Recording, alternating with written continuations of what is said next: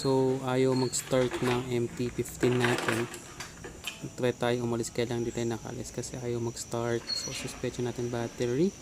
So yung battery niya nakalagay sa ilalim ng upuan. So positive negative polarity. Bumili tayo ng Motolite na battery as replacement. Yung Amaron kasi medyo mahal. Ito 800 something lang. So 5L to. Yung stock natin 4L kasi, pero sabi ni Mama pwede to. Kasama siyang dalawang tornilyo, and then yung pole niya. So ilagay lang natin yung extra pang lock nun. May existing siya kasi, so kabit nyo lang siya, pwede nyo tanggalin. So tag isa siya both sides, one for positive and one for negative.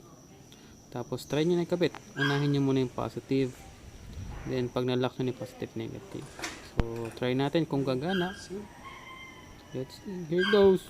Ito na. Yo! Battery problem. Thank you. It's caught in the crossfire.